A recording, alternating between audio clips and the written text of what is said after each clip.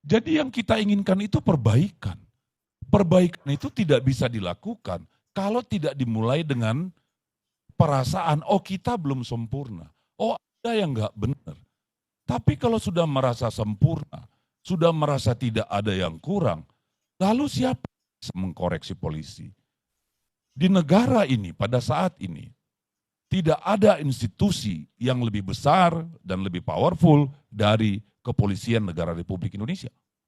Dulu kita punya yang namanya KPK sebagai super body yang bertanggung jawab langsung kepada Tuhan Yang Maha Esa.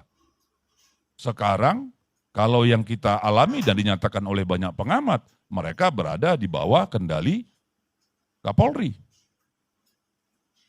Kan itu nih, kita mengalami kemarin begitu ditetapkan calon dalam pilkada langsung ditersangkakan. Kita mengalami calon-calon kepala daerah kita ditekan tidak mengkampanyekan gubernur kalau tidak mau diganggu dalam pilbub dan pilwali.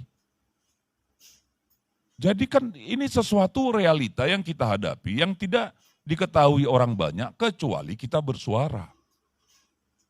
Jadi kami tidak bermaksud melucuti Polri.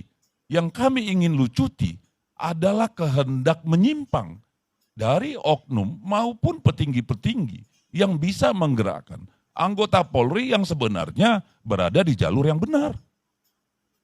Jadi ini bukan datang dari rasa benci, rasa karena kalah pilkada, kan itu nggak ada hubungannya kalau menurut saya, karena dalam pilkada pun kita tidak kalah walaupun kita kehilangan beberapa provinsi penting yang sebenarnya juga kita nggak pernah menang, misalnya Jawa Barat, Banten, ya Banten pernah lah, Jawa Timur, itu kan kita nggak ada persoalan.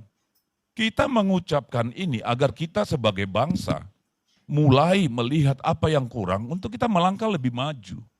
Harus ada koreksi.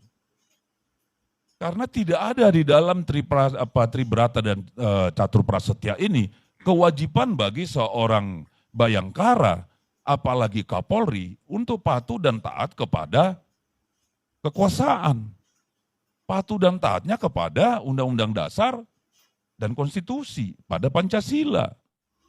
Jadi walaupun dia berada di bawah presiden, presiden sebagai entitas kepala negara dan kepala pemerintahan.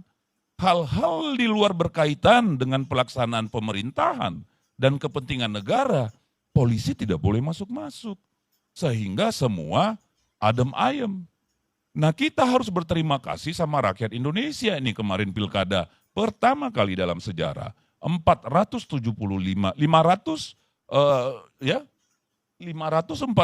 daerah pada saat pelaksanaan tidak ada konflik diametral terjadi.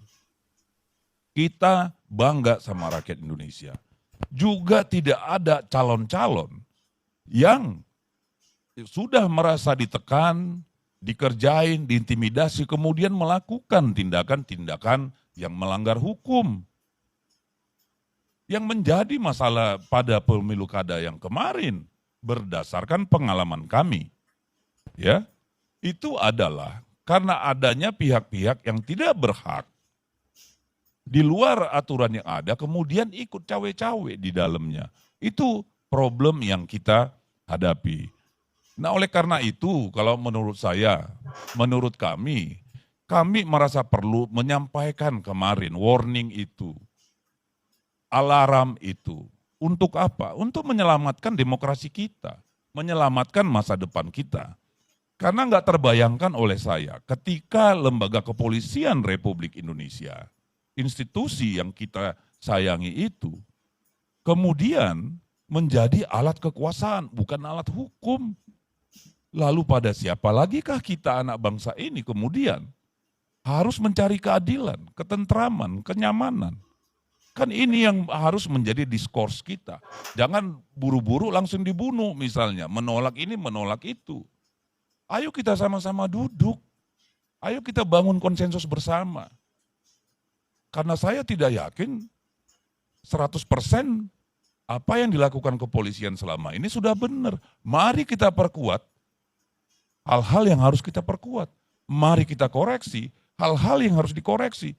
Kalau tidak ada kerendahan hati dari para petinggi kepolisian, masalah bangsa kita ini akan bertambah buruk.